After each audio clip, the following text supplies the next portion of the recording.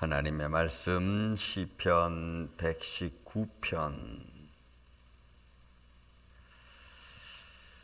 오늘 44절에서부터 일단 46절까지 있는 말씀을 같이 한 목소리로 봉독을 하겠습니다. 44절 내가 주의 율법을 항상 지키리이다. 영원히 지키리이다. 내가 주의 법도들을 구하여 싸우니 자유롭게 걸어갈 것이오며 또 왕들 앞에서 주의 교훈들을 말할 때에 수치를 당하지 아니하겠사오며 아멘. 자, 오늘도 한 절 한 절 속에 담겨 있는 교훈의 말씀을 또 우리가 보기를 원합니다. 어제 말씀하신 대로 진리의 말씀이 내 입에서 조금 더 떠나지 말게 하소서. 내가 주의 규례 미시파트라 그랬습니다. 규례를 바라보며 나아가고 또 나에게 주어진 일들을 이 미시파트 하나님을 알게 하는 교훈을 통해서 하나님의 다스림 또 하나님의 역사하심을 올바로 이해할 수 있는 계명 중에 하나가 이 미시파트라고 했습니다.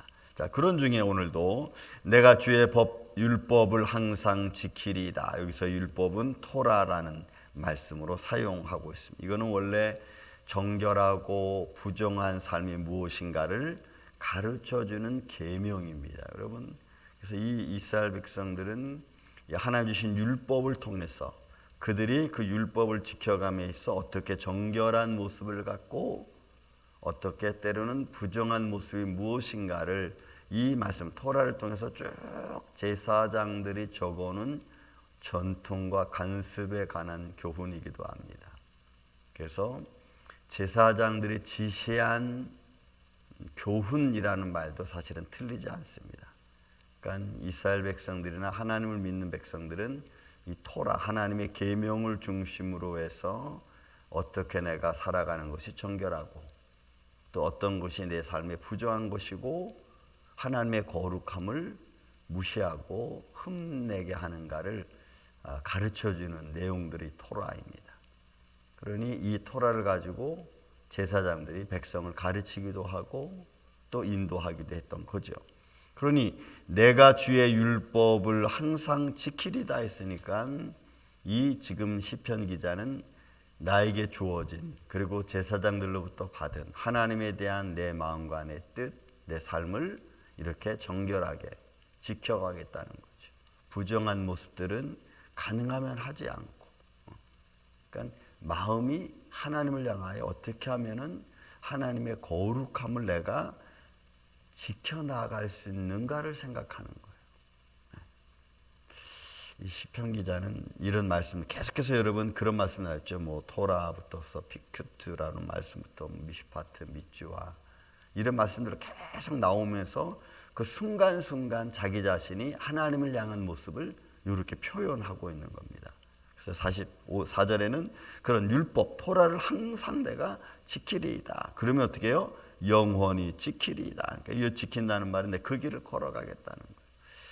그러니까 여러분 이런 말씀들이 이렇게 제가 읽다 보면은 이 힘든 일들을 왜 이렇게 성경은 매 순간순간마다 기록을 해놓고 시편 기자든 이렇게 길을 걸어가겠다고 자꾸 고백을 하고 있는가?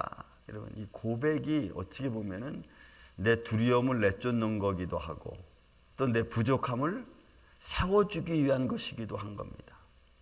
내가 힘들고 어려울 때 그 말씀을 이렇게 고백함으로 담대함을 얻을 수 있는 거죠. 아니면 내가 어떤 어려운 일에 빠졌을 때 또 나를 지켜주는 것도 되기도 하고. 여러분 저도 좀 답답하면은 가끔 성전에 와서 이렇게 돌면서 기도합니다. 기도하면서 뭐 이런저런 하나님 마음이 조금 답답합니다. 하나님 교회는 또 이렇습니다. 하나님 어느 성도는 지금 이런 상황에 놓여 있습니다. 하나님이 만나주지 않으면 성령님이 그의 심령을 터치해주지 않으면 우리는 일어나기가 너무 힘듭니다. 도와주세요. 하나님 살아계심이 그 누군가에게, 어느 집사님에게, 성도에게 임하여 주세요. 그래서 알게 해주세요. 그럼 이제 한참 그렇게 기도하고 나면 조금 마음이, 그럼 다시 또 들어가고. 그러니까 하나님의 율법, 하나님의 법, 하나님의 규례, 이런 것들은 내 정신이, 내 마음이 흐트러졌을 때 나를 잡아주는 큰 어떤 힘이 되죠. 또 여러분 45절도 보세요. 내가 주의 법도, 이런 피큐트라고 하는 말이에요. 법도를 구하여 싸우니, 이 피큐트는 하나님이, 그러니까 하나님의 사랑은 자기 백성들에게, 그 백성들이 하나님을 향하여 지켜야 될 의무에 대한, 또 이것도 법령이에요. 이것도 계명이에요. 그러니까 뭐 계명으로 말하면 이것도 계명, 저것도 계명, 저것도 계명, 다 이런 거지만, 그러나 그 내용을 자세히 보면은 그 핵심이 있어요. 핵심 키워드가 있어요.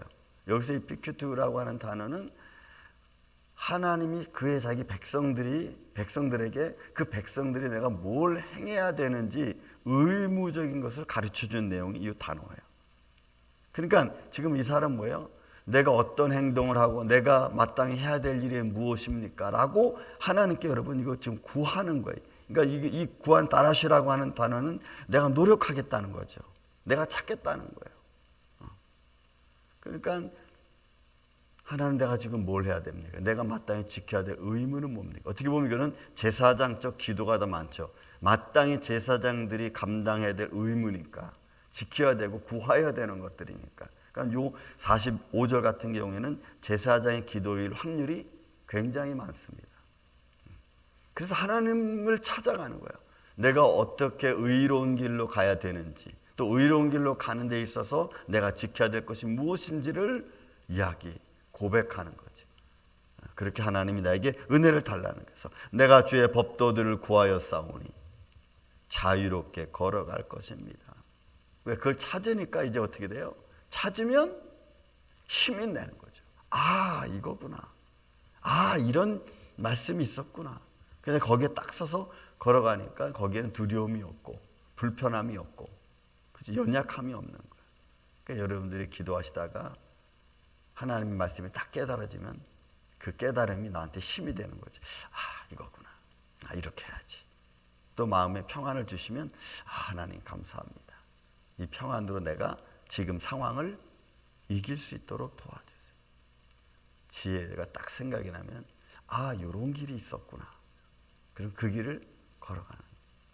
그럼 저도 어떤 일을 행해놓고 생각이 나지 않을 때가 있어요. 이렇게 찾고 저렇게 찾고 막 찾다가 어느 순간에 딱 지혜가 떠오르면, 아, 이 길로 가면 되겠구나. 근데 그 길이 너무 늦을 때도 있고, 늦게 깨달을 때도 있고, 어떨 때 너무 먼저 깨달아서 또 너무 앞서가서 또 문제가 될 때도 있고. 그런 속도 조절 같은 것도 이런 믿음으로 잘 해나가는 것도 또 그것도 중요한 것 같아요. 어쨌든 지금 이 45절은 제사장적 기도인 것이 더 많습니다.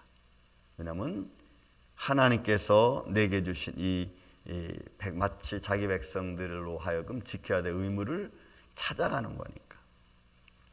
여러분, 우리도 매 순간순간마다 이런 나를 좀 돌아보는, 내가 어떤 위치에 있든, 여러분, 우리는 베드로전서 2장에 보면 우리는 왕 같은 제사장이라고 그랬잖아요. 그죠? 택한 백성이라고 했으니까 마땅히 하나님의 말씀과 계명을 지켜야 될 의무가 있는 거죠. 어떨 때는 제사장의 위치에서, 어떨 때는 증거자의 위치에서, 어떨 때는 힘이 연약한 자의 위치에서. 사심지도 표현합니다. 또 왕들 앞에서, 이런 왕들 앞이니까 세상의 고관들 앞일 겁니다. 나보다 잘난 사람 앞일 겁니다. 아니면 나보다 뛰어난 사람들 앞일 것입니다. 어쨌든 내 상황 속에서 내가 나보다 높은 사람들, 나보다 좋은 사람들 앞에서 이런 주의 교훈들을 말할 때, 여기서 교훈은 에다입니다. 에다. 그러니까 이 교훈이니까 이거는 에다는 하나님의 증언, 확실한 증거를 말하는 거예요. 확실한 증거.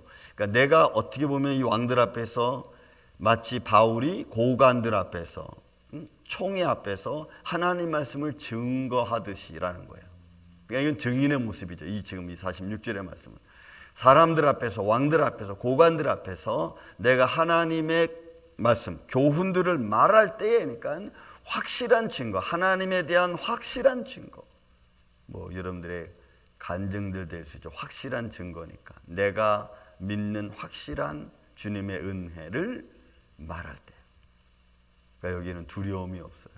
여러분들은 누군가에게 내가 살아온 경험을 이야기할 때에 하나님이 지켜주셨다, 내 삶 속에서 하나님이 역사해 주셨다라고 하는 것을 말할 때요, 그렇게 말할 때에 수치를 당하지 아니하겠사오며 수치당하지 않죠. 바울 같은 경우에는 어떻게 했어요? 고관들 앞에서 얘기하니까 야 바울아, 그들이 이해하지 못하는 막 말하니까 야 너 많은, 네가 가진 많은 학문들이 너를 조금 미치게 했구나, 막 이렇게 말하잖아요. 그러니까 이건 이해하지 못하는 사람들의 모습이기도 하죠. 때로는 너 지금 무슨 말하는 거야? 예수님처럼 막 예수님이 막 백성들에게 얘기하니까 바리새인들이 야 너는 바알세불이 들었구나, 막 무시하는 거죠.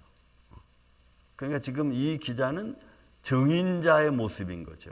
하나님 말씀을, 확실한 증거를, 하나님 역사를 이야기하는데 사람들이 믿지 않고, 또 믿지 않으니까 갑자기 내가 말한 사람이 무한해지는 겁니다. 그러니까 수치당하지 않게, 때로는 하나님의 말씀과 계명을 내가 따라가지 못할 때에 당하는 수치일 수도 있어요. 그러니까 이 말은 왕들 앞에서 내가 말할 때라고 했으니까 그들이 믿어주지 않는 걸 말해. 그가 아무리 외쳐도 믿어주지 않는 거예요. 아무리 내가 선한 모습을 보여도 그들이 믿어주지 않는 거예요. 여러분, 이게 수치인 거예요. 내가 전한 복음이 믿어지지 않을 때, 그때 나는 과연 뭐랄까, 내가 한 말이 힘이 없을 때 그때 나는 어떤 모습일까, 이런 거죠. 그러니까 왕들 앞에서 주의 교훈들을 말할 때에 수치를 당하지 아니하겠사오며, 왜요? 그 길을 당당하게 말하면. 그러니까 결국은 저들이 나를 무시해도 그 무시 앞에 내가 딱 서는 거예요. 여러분, 우리가 믿음의 담대함을 갖는다는 게 얼마나 중요한가를 우리가 알 수 있어요. 내가 말할 때 저들이 에이 뭐 그런 것 가지고 얘기하고 있어, 야 그런 건 나도 다 알아 하면서 막 이렇게 내가 한 말을 막 무시하고 막 그러면은 그 앞에 내가 나도 모르게 내가 쭈삣 하다 보면은 그 사람들의 말에 내가 휘둘릴 수 있죠. 그러니까 지금 이 증인은 그런 수치를 당하지 않게 해달라고 하니까 담대한 마음, 그리고 믿음으로 굳게 서는, 그리고 흔들리지 않는, 저들의 말에 동요되지 않는 겁니다. 이런 한 절 한 절에 담겨 있는 삶 속에서 저와 여러분의 모습을 한번 보길 바랍니다. 나는 어떤가? 나는 그런 주님, 내가 믿는 주님을 내가 믿을 때 다른 사람들 앞에서 내가 담대한 이런 담대함을 가질 수 있는가?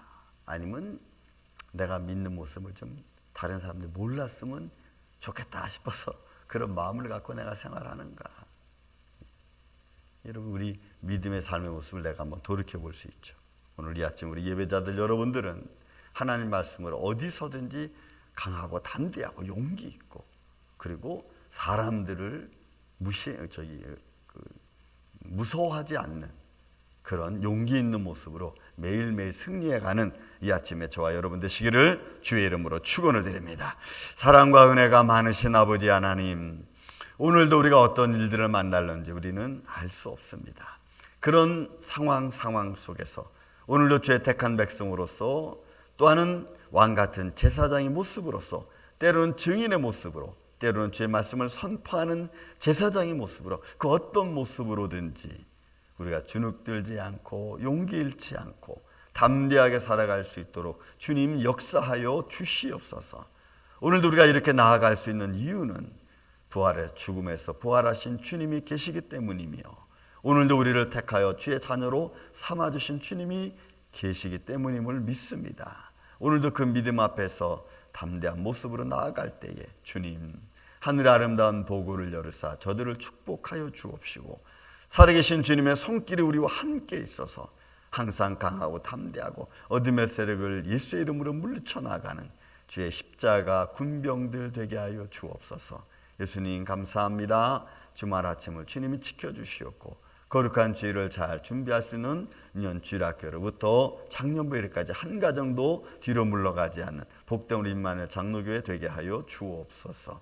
주님만이 홀로 영광 받으시옵기를 원하옵고 사랑이 많으신 예수님의 이름으로 기도하옵나이다.